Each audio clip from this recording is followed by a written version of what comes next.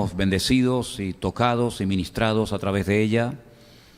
Que tú, Señor, traigas la palabra idónea a nuestras vidas y que podamos aprender mucho, mucho de ti en esta tarde y sobre todo ponerlo en práctica. Gracias por esta oportunidad de aprender, de crecer, de madurar. Dejamos este tiempo en tus manos en el nombre de Jesús. Amén. Los chicos pueden pasar a sus clases, por favor, los demás nos quedamos aquí. Les recuerdo que en estos últimos cultos, en estas últimas reuniones, hemos estado hablando de un gran personaje de la Escritura, personaje que tiene un libro en la Biblia, el famoso y profundo libro de Daniel. Y el jueves hablamos acerca de este personaje. No sé cuántos de ustedes recuerdan lo que aquí se compartió, pero hoy vamos a volver a hablar de Daniel. Y si tuviéramos que ponerle un título a este mensaje, yo le pondría, por ejemplo, enséñame a hacer tu voluntad. Enséñame a hacer tu voluntad. Todos los cristianos del mundo creo que sabemos a estas alturas, y si no deberíamos de saberlo, que nuestra obligación y nuestro deber como creyentes es hacer la voluntad de Dios. Pero no siempre sabemos cómo se cumple o cómo hacemos para cumplir con la voluntad de Dios. Este título nace de un versículo que leía esta semana en uno de los salmos, concretamente en el Salmo 143, versículo 10. David, autor de ese salmo, le pedía al Señor: Señor, enséñame a hacer tu voluntad, porque tú eres mi Dios. Enséñame, quiero aprender a hacer tu voluntad, porque si yo soy tu hijo y tú eres mi Dios, yo quiero hacer tu voluntad en mi vida. Si hay una persona en la historia bíblica que supo aceptar y llevar a cabo el diseño de Dios para su vida, sin lugar a dudas fue Daniel. Daniel es un hombre con el cual a lo mejor muchos de ustedes se van a sentir identificados, porque Daniel es un hombre que tuvo que dejar su tierra, no porque le hacía gracia dejar su país y marcharse a otra tierra a buscar trabajo o a emprender una vida nueva, sino que fue forzado, fue obligado a abandonar su país, a abandonar su tierra, y lo llevaron cautivo a una nación que en este momento sería Irak, pero que en aquellos tiempos se llamaba Babilonia, cuyo rey principal o más conocido era nada más y nada menos que el rey Nabucodonosor.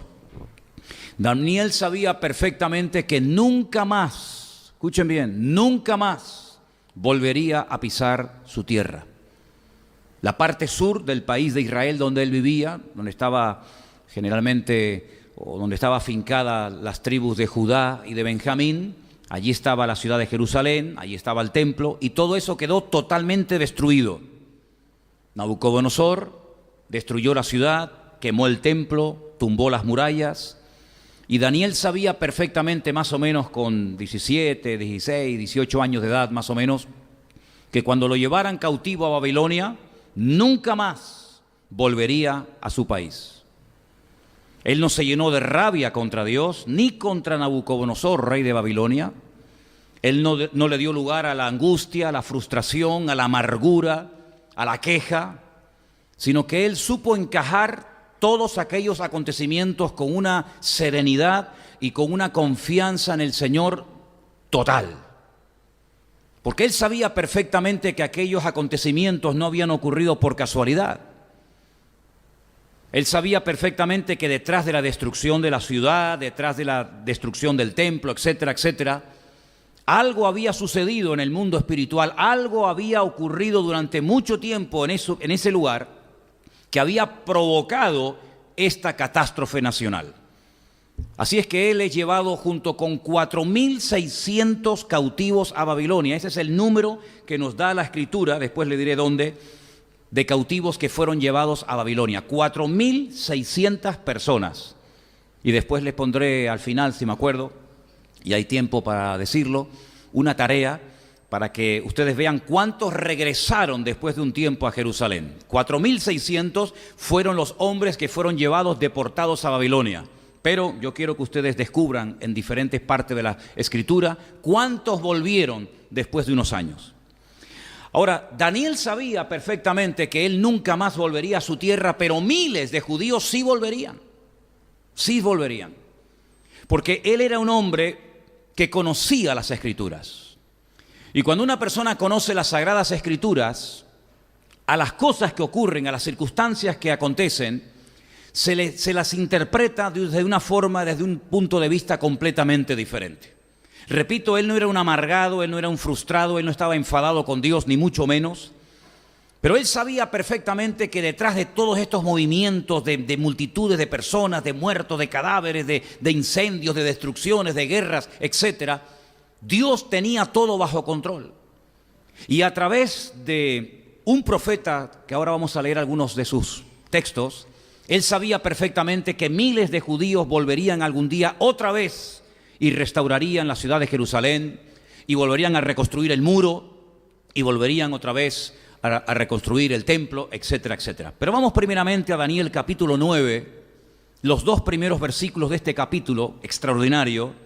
Vamos a prestar atención a esos 2 versículos. Daniel 9, 1 y 2. Y dice así: en el año primero de Darío, hijo de Asuero, de la nación de los Medos, que vino a ser rey sobre el reino de los caldeos, en el año primero de su reinado, yo, Daniel, miré atentamente en los libros el número de los años de que habló el Señor al profeta Jeremías, que habían de cumplirse las desolaciones de Jerusalén en 70 años. Digan conmigo, 70 años. Más fuerte, 70 años. Daniel sabía que no iban a estar toda la vida en Babilonia. Solamente estarían 70 años. Y después de estos años, volverían a su tierra. Y lo sabía porque él leía atentamente en los textos que el profeta Jeremías había dejado escrito, donde él profetizaba la destrucción de Jerusalén y 70 años después la reconstrucción de la misma ciudad. Leamos dónde Jeremías profetizó ese número de años. Jeremías 25, del 11 en adelante, dice así. Presta atención, hermano. Toda esta tierra será puesta en ruinas y en espanto. Y servirán estas naciones al rey de Babilonia 70 años. Y cuando sean cumplidos los 70 años, castigaré al rey de Babilonia y a toda aquella nación por su maldad, ha dicho el Señor. Y la tierra de los caldeos, y la convertiré en desiertos para siempre. Y traeré sobre aquella tierra todas mis palabras que he hablado contra ella, con todo lo que está escrito en este libro, profetizado por Jeremías contra todas las naciones. Versículo 14. Porque también ellas serán sojuzgadas por muchas naciones y grandes reyes, y yo les pagaré conforme a sus hechos y conforme a la obra de sus manos. Ahí está la palabra profética. Ahí está la advertencia. Ustedes son llevados cautivos a Babilonia por 70 años, pero después de esos 70 años, muchos volverán.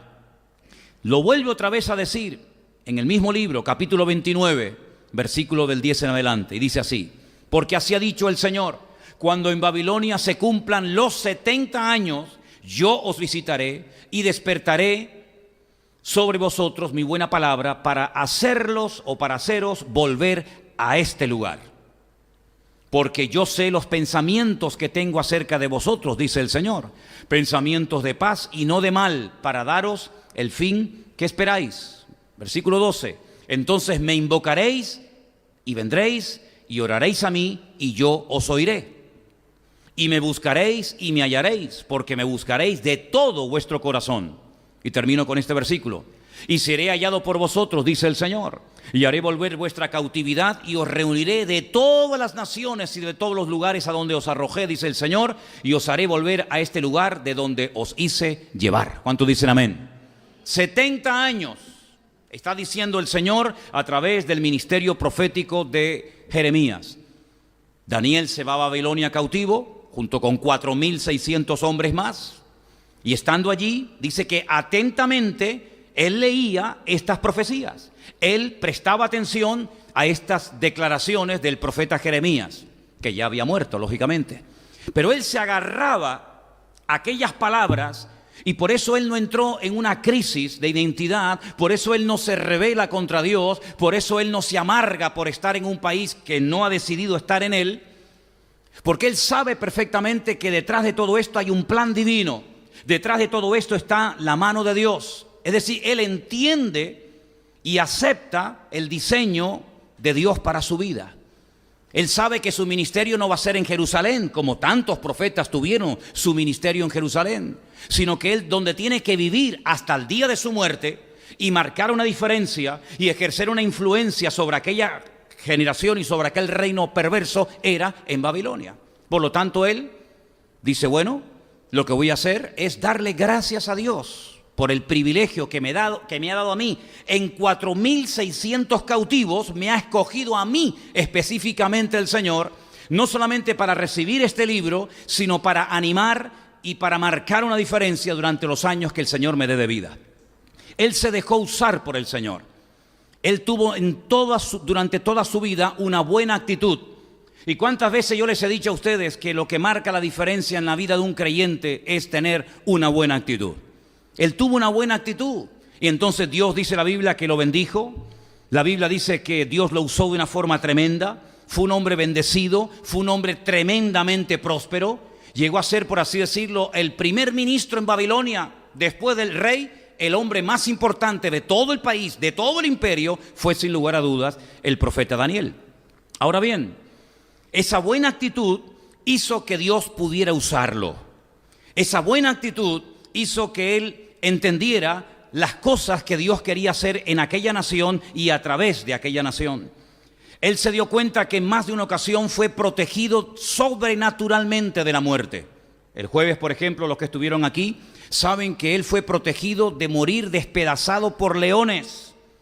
Cuando se firmó un edicto en el que se prohibía durante 30 días orar a cualquier dios o pedir cualquier cosa a cualquier hombre, él dice que abría las ventanas de su casa en dirección a Jerusalén, como solía hacerlo anteriormente al edicto, y por la mañana, por la tarde y por la noche daba gracias a Dios y oraba al Señor cada día. Por lo tanto, eso le causó que le hicieran una especie de complot y terminaron arrojándolo dentro de un foso lleno de leones. Pero Dios lo protegió de una forma sobrenatural y eso no fue casualidad. Eso es la evidencia de que Dios quería usar la vida de este hombre durante algún tiempo más. Recibió revelaciones que ningún profeta del Antiguo Testamento jamás recibió. Recibió la revelación de la primera y de la segunda venida de Cristo o del Mesías. Recibió la fecha exacta de la primera venida del Señor Jesucristo. Daniel capítulo 9. Recibió palabras proféticas tan fuertes, tan extensas, tan profundas, que dice que él no lograba entender qué es lo que Dios quería decirle a través de aquellas palabras. Pero él las escribía y el Señor le decía, séllalas, escríbelas, consérvalas, porque esto no es para tu tiempo, esto es para los tiempos del fin. Dios lo usó muchísimo a la hora de interpretar sueños. De hecho, el rey Nabucodonosor en varias ocasiones tuvo que recurrir a él para entender y para saber qué es lo que había soñado. Así que este hombre está en Babilonia, pero la pregunta que debemos de hacernos todos en esta tarde es ¿por qué Dios sacó a este pueblo, a esta tribu del sur de Israel y lo lleva a Babilonia por 70 años? ¿Qué hay detrás de todo esto? Daniel sabía perfectamente, y espero que todos y cada uno de nosotros también lo sepamos, que Dios jamás se va a equivocar en lo que haga o en lo que diga. ¿Cuántos dicen amén? Daniel sabía perfectamente, y nosotros también juntamente con él, que Dios nunca se va a pasar ni a quedar corto con nosotros, que todo está bajo el control y la soberanía de Dios, que Él sabe lo que hace, aunque no lo entendamos, pero Él sabe lo que hace. Daniel sabía que su Dios, al cual él amaba y adoraba, sabía que Dios no obra jamás guiado por un sentido egoísta o injusto, más bien todo lo contrario. Dios es la justicia personificada y no hay ninguna posibilidad de que Dios actúe con nosotros o con su pueblo de una forma injusta o de una forma incorrecta. ¿Cuántos lo creen? Por lo tanto, lo que hace este hombre en el capítulo 9, es un capítulo muy extenso, yo he escogido algunos versículos que leeremos ahora, pero les pido que lo lean tranquilamente en casa. La primera parte del capítulo 9 es una oración, pero no una oración simple y para salir del paso, sino es una auténtica confesión pública de sus pecados y de los pecados de su país, que son los que han producido el cautiverio. Vamos a leer, por ejemplo, en Daniel capítulo 9, a partir del versículo 5 hasta el versículo 14, y van a darse cuenta de cosas muy interesantes que Daniel ora en esa oración. Daniel dice: hemos pecado, él se incluye. Hemos pecado, hemos cometido iniquidad, hemos hecho impíamente, hemos sido rebeldes, nos hemos apartado de tus mandamientos y de tus ordenanzas.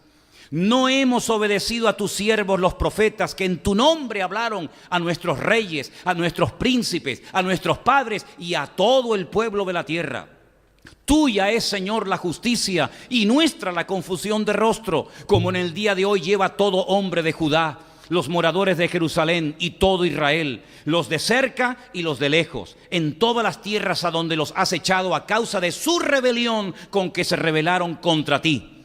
Oh Señor, nuestra es la confusión de rostro de nuestros reyes, de nuestros príncipes y de nuestros padres, porque contra ti pecamos. Oh Señor Dios nuestro, del Señor Dios es el tener misericordia y el perdonar, aunque contra Él, otra vez lo menciona, nos hemos rebelado.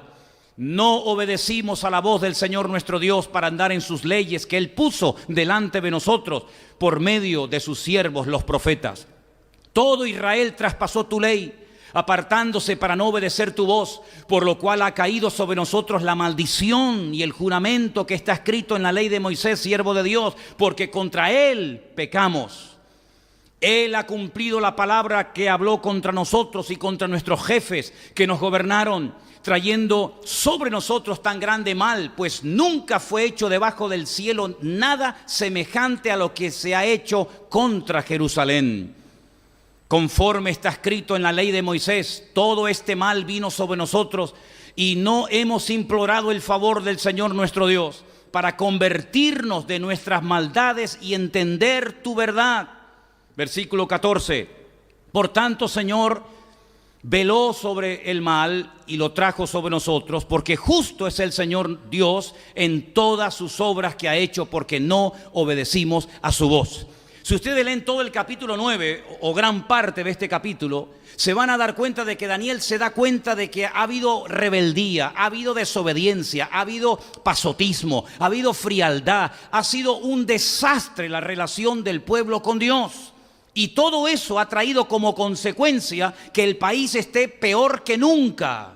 ¿O ustedes creen que los países caen de la noche a la mañana de un nivel de riqueza a un nivel de miseria así por arte de magia o de gracia? No, hay un proceso, hay una descomposición moral y espiritual detrás de todo eso. Hay leyes injustas, hay pecado, hay soberbia, hay rebeldía, hay brujería, hay santería, hay adulterio, hay muerte, hay injusticia. Es un cúmulo de cosas.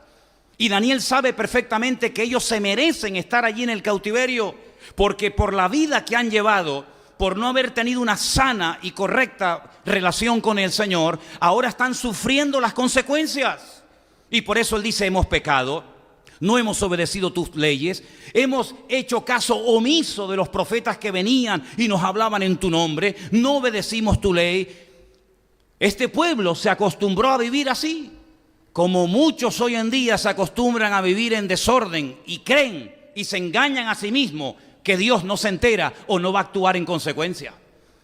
Esta gente decía: somos judíos, el pueblo escogido de Dios, Dios vive aquí.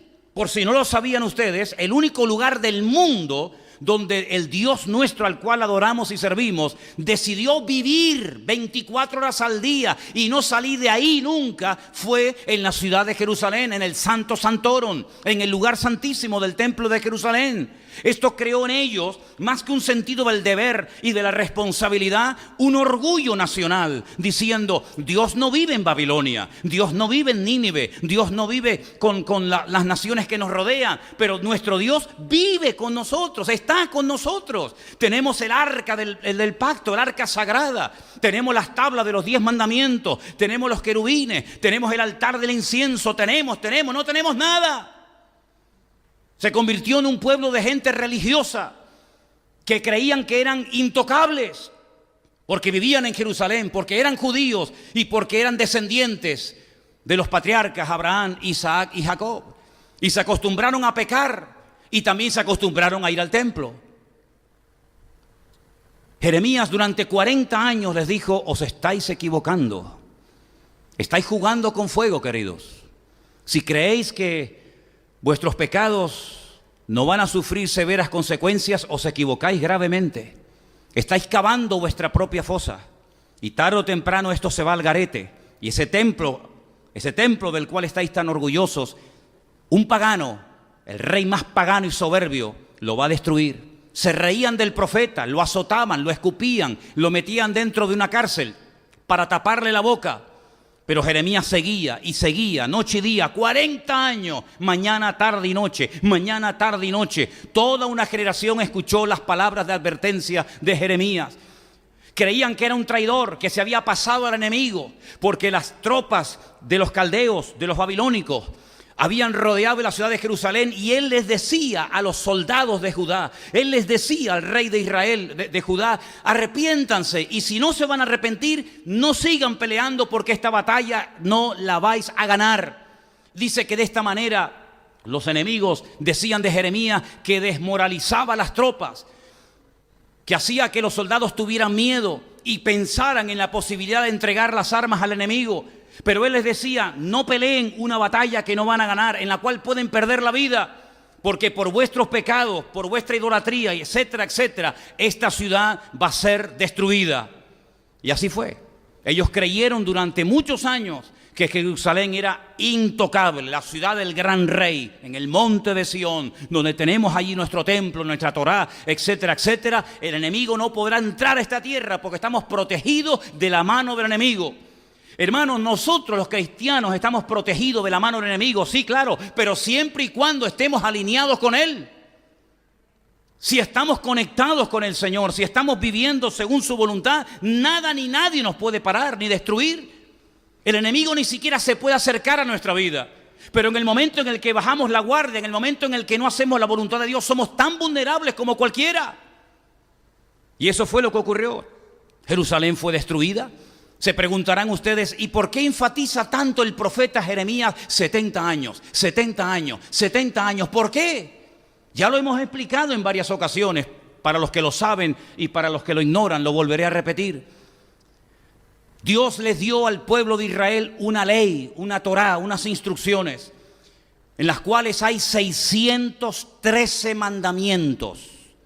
No solamente los 10 mandamientos que la mayoría de la gente conoce y cumplen los que le interesa, y los que no le interesa los dejan a un lado, sino que les dio 613 mandamientos.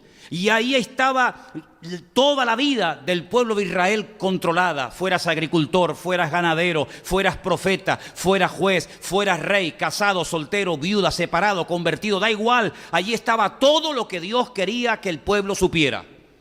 Una de las leyes que le dio, de las 613, consistía en el reposo de la tierra, en el descanso de la tierra cada 7 años. La Shemitah. Una ley que lógicamente solamente podían cumplirla los agricultores. El que no era agricultor, pues no le afectaba directamente, pero el que era agricultor tenía que dejar sus campos, sus fincas, sus terrenos al 7º año sin sembrar. Reposo total y absoluto de la tierra. Dependencia total del Señor, creyendo que la cosecha del 6º año sería tan abundante que podrían vivir el 6º, el 7º y lógicamente el 8º, porque si no habían sembrado el 7º no había cosecha para el 8º. 490 años permaneció Israel desde que entró con Josué, ¿se acuerdan? Desde que entró con Josué a la tierra prometida hasta que ocurre el cautiverio en Babilonia, pasaron 490 años. Si cada 7 años tenían que dejar reposar la tierra y nunca lo hicieron en 490 años, quiere decir que durante 70 años la tierra no reposó. 70 por 7, 490. Esa es la razón por la que el profeta Jeremías dice 70 años, 70 años, 70 años. Hay un versículo que quiero que leamos en esta tarde para que veáis cómo Dios quería que la tierra reposara sí o sí. Segunda de Crónicas, capítulo 36, versículos 20 y 21. Mire cómo lo explica perfectamente ahí el texto.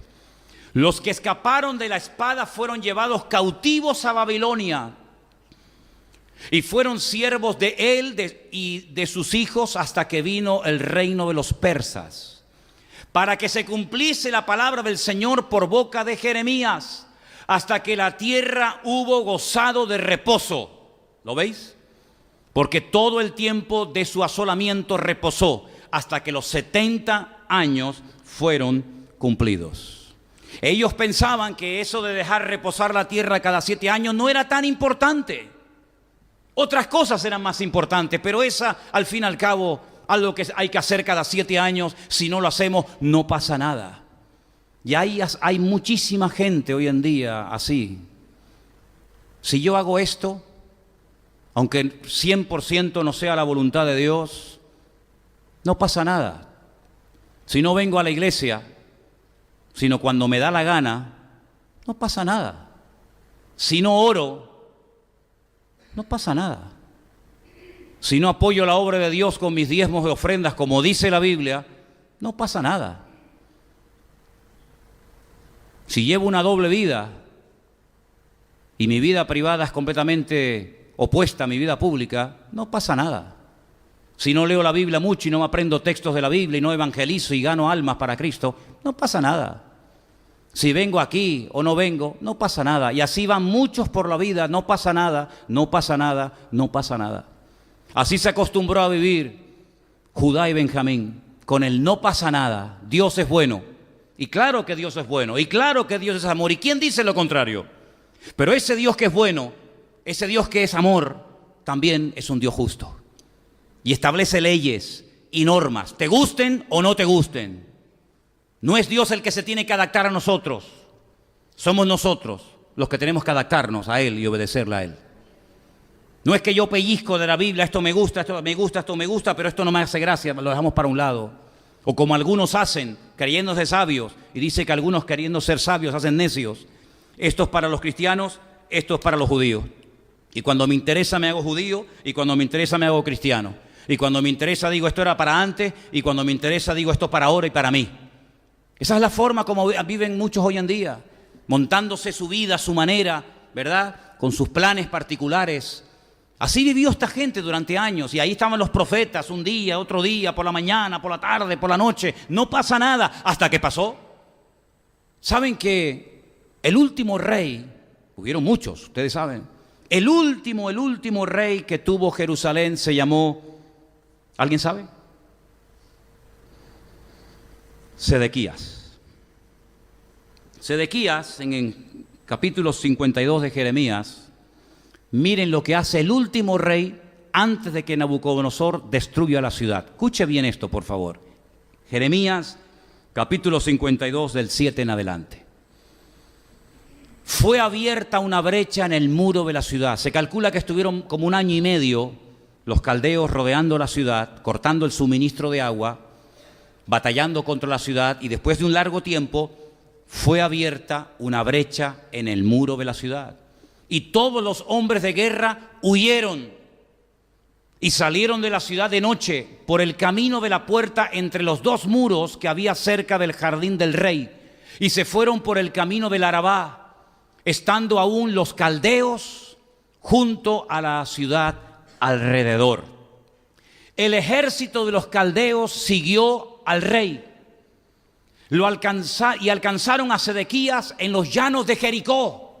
Los que habéis estado allí conmigo, sabéis más o menos la distancia que hay entre Jerusalén bajando por el camino del Buen Samaritano, es el camino que había y que sigue estando, y era el camino que llegaba directamente a la ciudad de Jericó, la ciudad de los sacerdotes.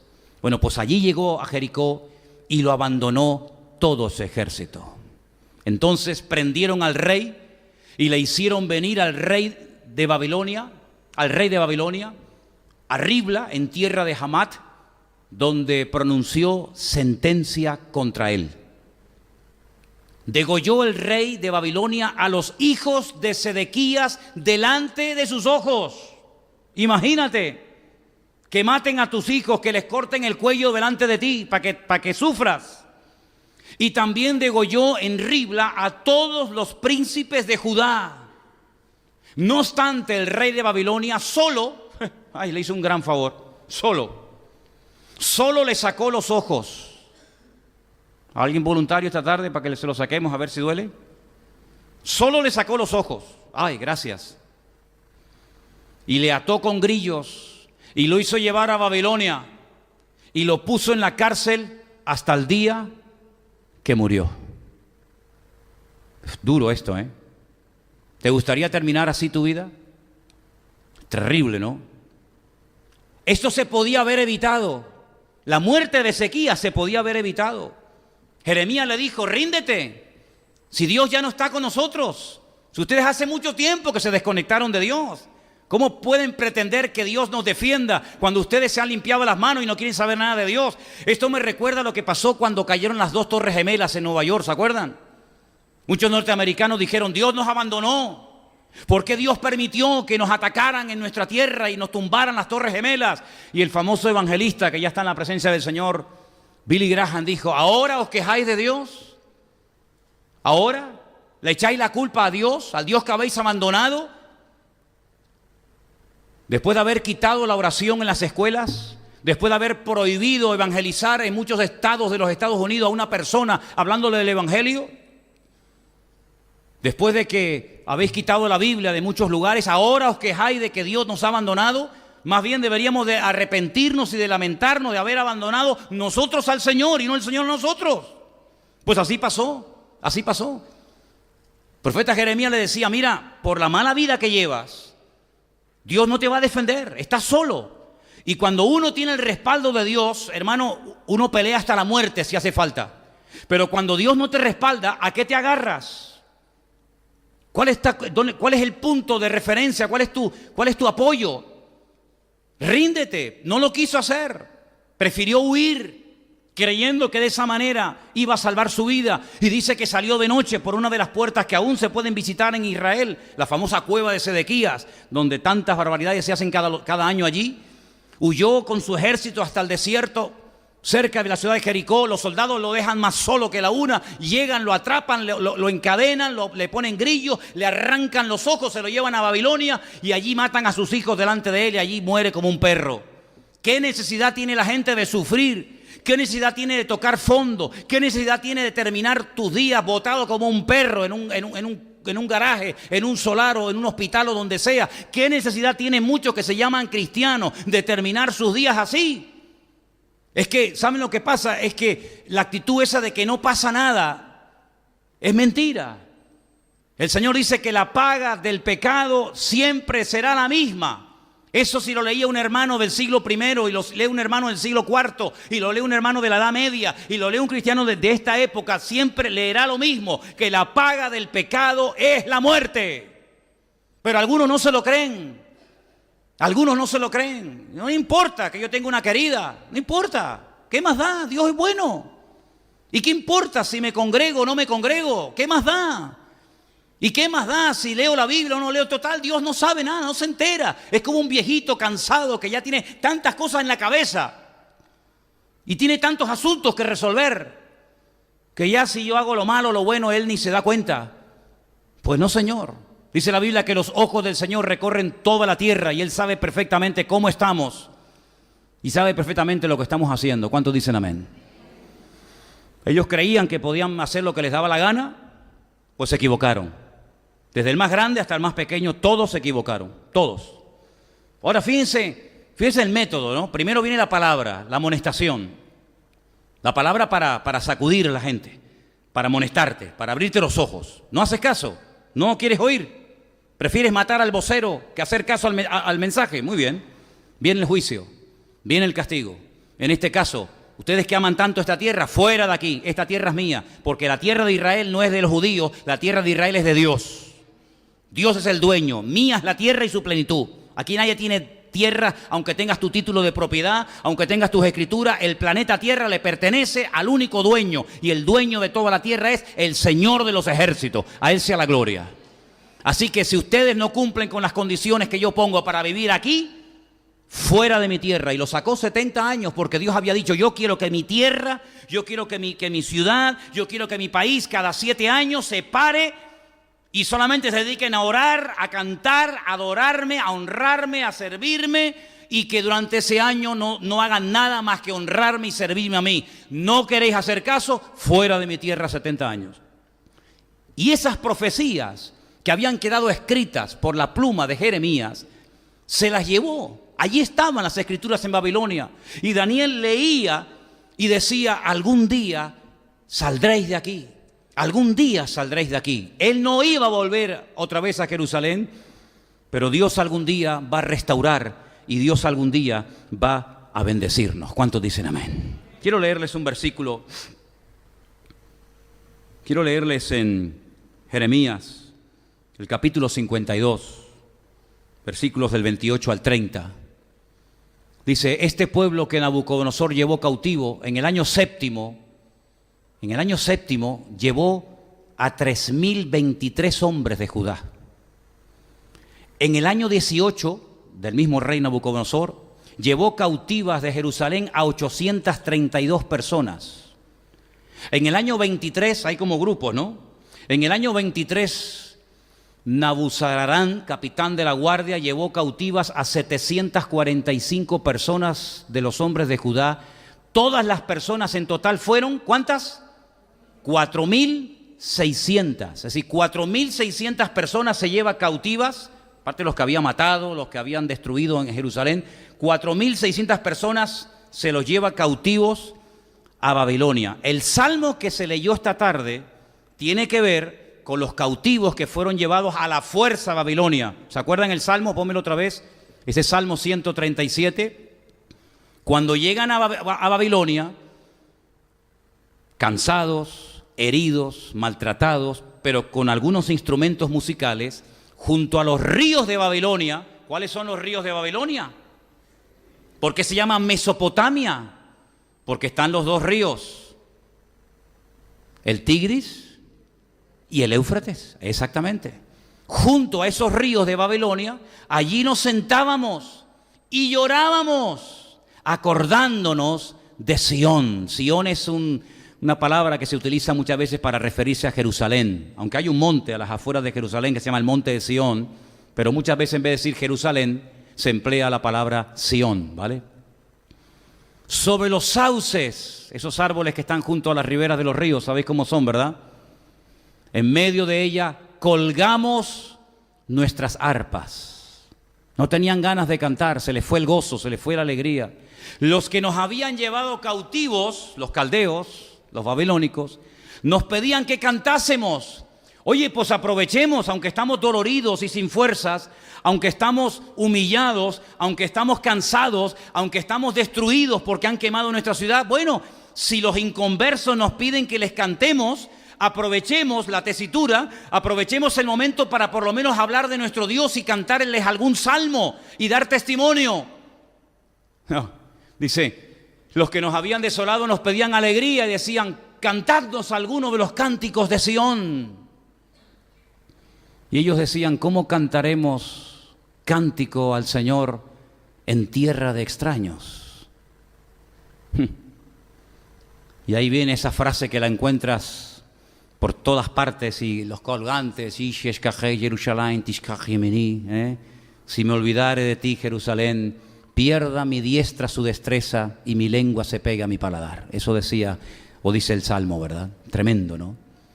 Esa tristeza, ese dolor, todo eso se podía haber evitado perfectamente, pero no hicieron caso a las palabras de Dios. Tampoco hicieron caso los hombres, la humanidad en los tiempos de Noé. Noé les hablaba y les predicaba y les advertía que viene el diluvio, prepárense. ¿Qué se creen que este arca que estoy construyendo es porque estoy aburrido y no tengo que hacer otra cosa en la vida? Nada, no le hicieron caso. Solo 8 personas se salvaron de toda la humanidad. Fueron más obedientes los camellos, los mulos, las ovejas, los animales fueron más obedientes y más sumisos al llamado de Noé que los seres humanos. Toda la raza humana pereció, salvo los 8 que entraron. ¿Qué les parece? Dios siempre hablando, Dios siempre advirtiendo, Dios siempre diciendo: arrepiéntanse, buscad al Señor en tanto que hay tiempo, vuelvan a Dios, mira que las puertas están abiertas, mira que... Nada. Ahora no son capaces ni de cantar, ahora no son capaces ni de hacer absolutamente nada. 4.600 personas llevadas cautivas. Yo les quisiera hacer una pregunta esta tarde a ustedes. ¿Alguien de los aquí presentes o alguien de los que nos ve sabe lo que le pasó y sabe los detalles de lo que le pasó a cada una de estas 4.600 personas? ¿Verdad que no? ¿Verdad que no? Pero yo les recuerdo que dentro de esa gran masa de gente, allí iba del cual estamos hablando esta tarde, Daniel, al cual le cambiaron el nombre en Babilonia y le pusieron Belsasar, ¿se acuerdan? ¿Se acuerdan aquellos 3 amigos, Azarías, Ananías, Misael, que les cambiaron el nombre por Sadrach, Mesach y Abednego, divinidades babilónicas? De 4. De los 4.600, podría hablarles horas y días enteros de estos 4, de los 3 amigos de Daniel y de Daniel. Y de los demás, no puedo decir absolutamente nada, porque la historia cuenta que se asimilaron, es decir, se diluyeron en la sociedad babilónica, en el estilo de vida de Babilonia. Tanto es así que cuando tú lees la Biblia antes del cautiverio, los meses del año tienen unos nombres completamente diferentes a los meses del año cuando regresan del cautiverio. Tienen un mes que lo llaman el mes de Tamuz. Y Tamuz es un ídolo, un muñeco de idolatría en Babilonia. Cuando volvieron de Babilonia, ya se habían olvidado de hablar, como decía el Antiguo Testamento, judaico, hebreo. Ya no eran capaces de leer ni de entender las Escrituras. Nehemías, sobre todo Esdras, tenía que hacer un esfuerzo tremendo por leer despacito, por poner énfasis en cada una de las palabras y por poder para hacerles que pudieran entender las Escrituras, porque ya se habían olvidado, se habían asimilado, se habían acostumbrado tanto a la cultura de Babilonia que hasta en los tiempos de Cristo solamente los religiosos sabían hablar hebreo. La inmensa mayoría de la gente habían adoptado el arameo, que era el idioma de los caldeos en Babilonia. ¿Qué les parece?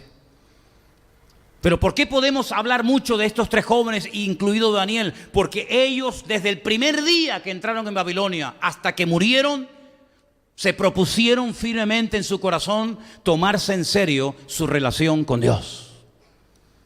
Y por eso pasaron a la historia como hombres de Dios. Por eso fueron usados a la hora de interpretar sueños. Por eso fueron salvados de los leones, del fuego, de los enemigos. ¿Por qué? Porque el que se toma en serio su relación con Dios, Dios lo bendice y Dios está con él.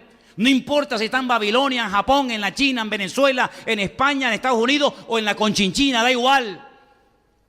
Cuando una persona se toma en serio su relación con el Señor, Dios pelea y apoya y defiende a ese hombre. Y no importa dónde se encuentre, si está casado, soltero, si tiene trabajo o no tiene trabajo, si está en la cárcel o está en el ejército o está donde esté, no importa. Cuando una persona como Daniel y como estos jóvenes se toma en serio su relación con el Señor, aunque te cambien el nombre, aunque te quieran meter a la fuerza la religión y la filosofía y la cultura de Babilonia, no te van a cambiar. Te podrán cambiar por fuera, pero por dentro al hombre de Dios no se le puede cambiar, porque ha puesto su mirada y su confianza en el Señor. ¿Cuántos dicen amén? ¿Por qué hoy en día es tan fácil cambiar a un cristiano?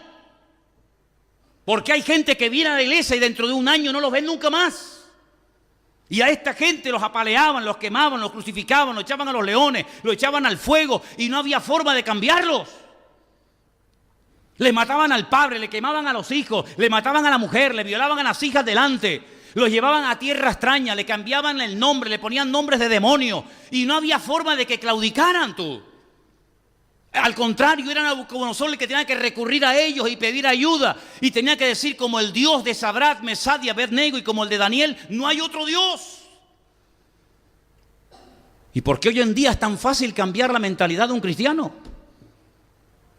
¿Por qué hoy en día es tan fácil manipular a muchos creyentes con falsas doctrinas?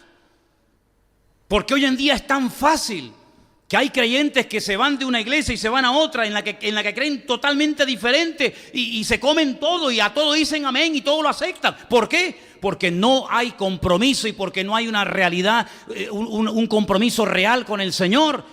Porque algunos viven de cultos, porque algunos viven de internet, pero no viven de una comunión directa y verdadera con el Señor. Y por eso son tan manipulables, tan volubles. Y hoy están aquí, mañana están allá, y ahora te adoran, y mañana te apuñalan, y ahora te apoyan, y mañana te cuestionan. ¿Por qué? Porque no hay fundamento, porque no hay base. Pero en las vidas de esta gente que no tenían pastor, no tenían iglesia, no tenían Biblia, no tenían internet, no tenían WhatsApp, no tenían Messenger, no tenían Facebook, no tenían nada, pero lo tenían todo, porque el que tiene a Dios lo tiene todo. ¿Cuántos dicen amén? Eso es lo que nos hace falta. Eso es lo que nos hace falta.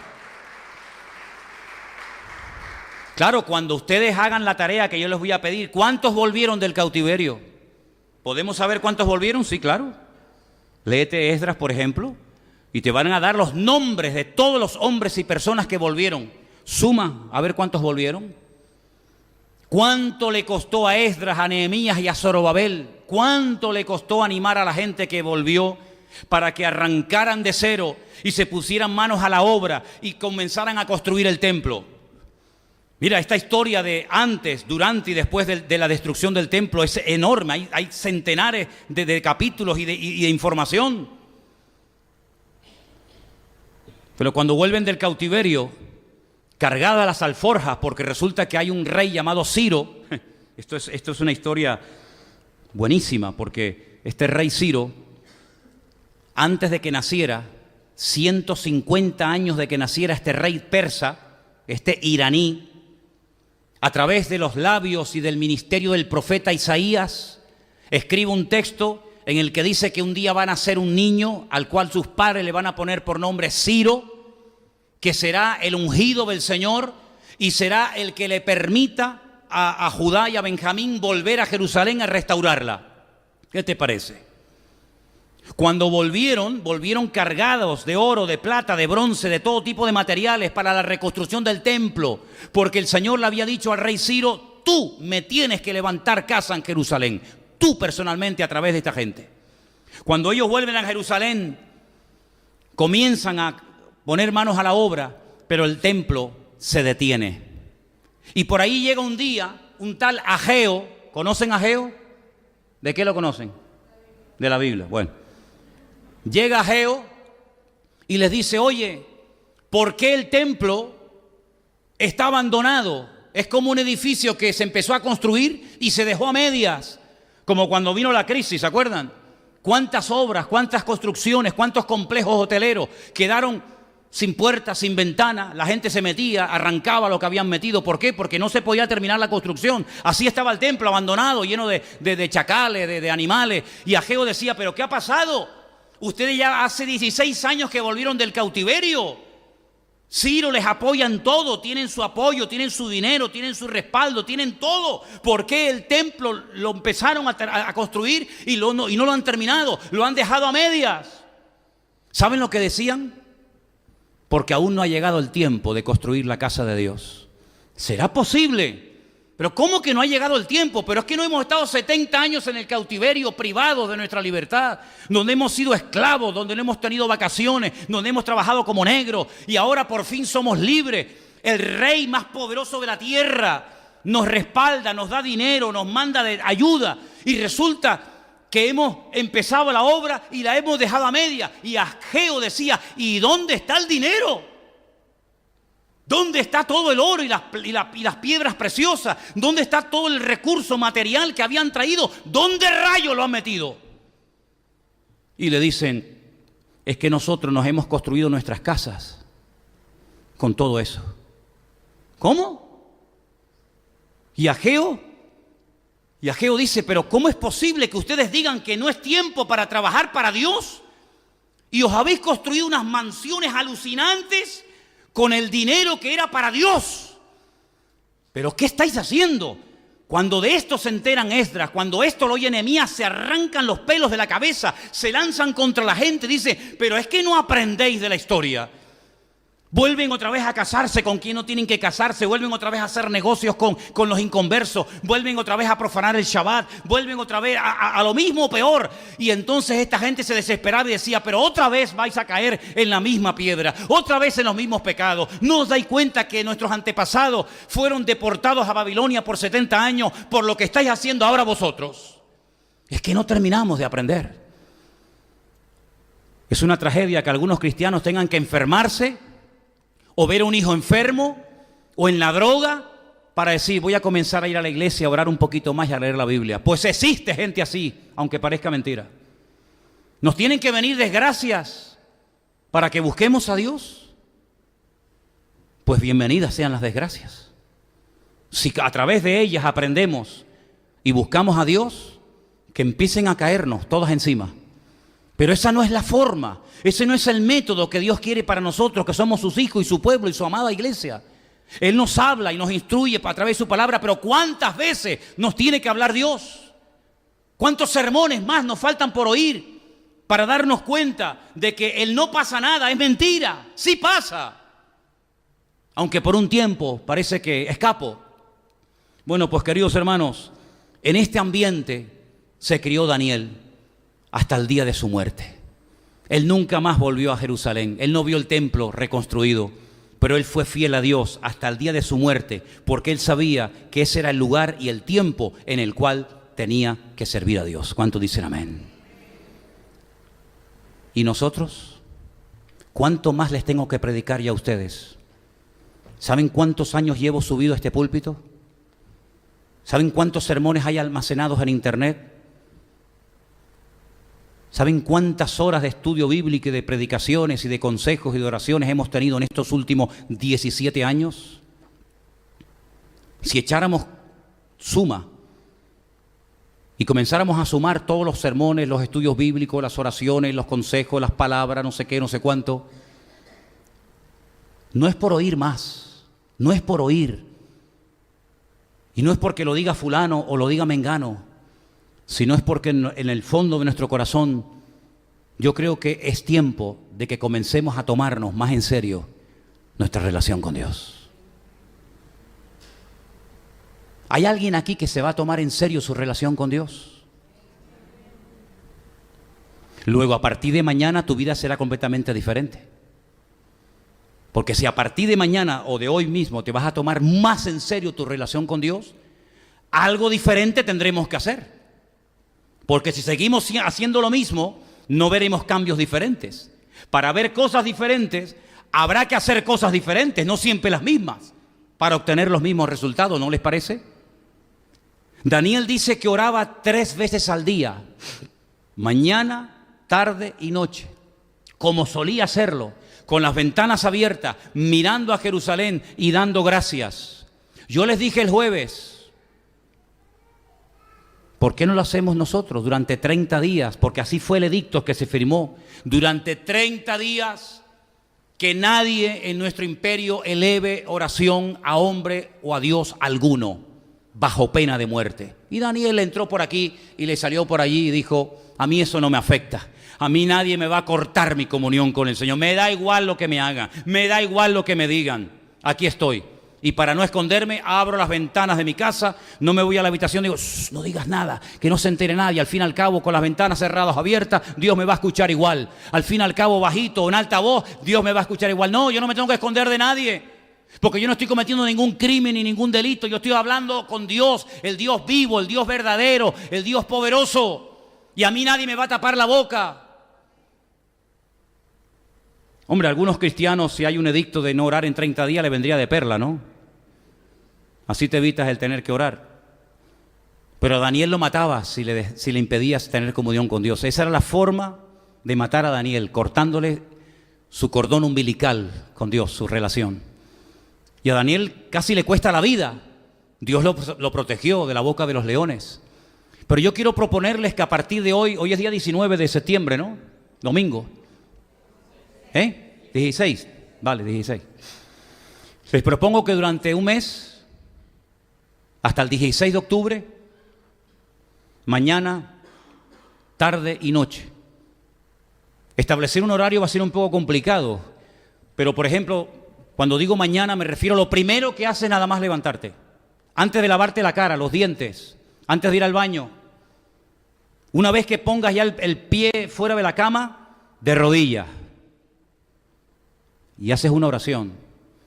Aviva tu obra, aviva mi vida y que yo sea una persona como tú quieres que yo sea. Al mediodía, antes de comer, después de comer, como prefieras, otra vez de rodillas. Señor, aquí me tienes, cambia mi vida, aviva mi casa, aviva mi vida, mi ministerio, avívame, cuídame, protégeme, ayúdame, guárdame, bendice tu obra. Por la noche, pongamos antes de dormir, porque ya dormido va a ser complicado. Nos ponemos otra vez de rodillas. Les propongo, desde hoy, 16 de septiembre de 2018, hasta el próximo 16 de octubre de este mismo año, 3 veces al día, mañana, tarde y noche, mañana, tarde y noche, mañana, tarde y noche, 30 días seguidos, orando. Algo tiene que cambiar, algo tiene que ocurrir. Hermanos nuestros, tal vez no van a ser operados porque Dios hará un milagro. Hermanos nuestros que necesitan un milagro, pero de verdad, si no se nos van, tal vez Dios lo puede sanar en estos 30 días. Hijos tuyos, hijos que se te fueron y no saben ni dónde andan metidos, que no quieren saber nada de Dios, ni de la Biblia, ni de iglesia, ni de nada. ¿Quién sabe si estando ahí sentada un día te entra y caes de rodillas y acepta al Señor? ¿Por qué no? Ese marido que se fue, o esa mujer que se fue, o esa enfermedad que tienes, o esa depresión. Oye, yo no sé, pero en estos 30 días yo tengo la confianza de que algo puede cambiar, pero hay que ser serio. Mañana, tarde y noche, mañana, tarde y noche. Y si no pasa nada, y si todo sigue igual, que no lo creo después de 30 días, por lo menos oré mañana, tarde y noche durante 30 días a mi Señor. Así que, queridos hermanos,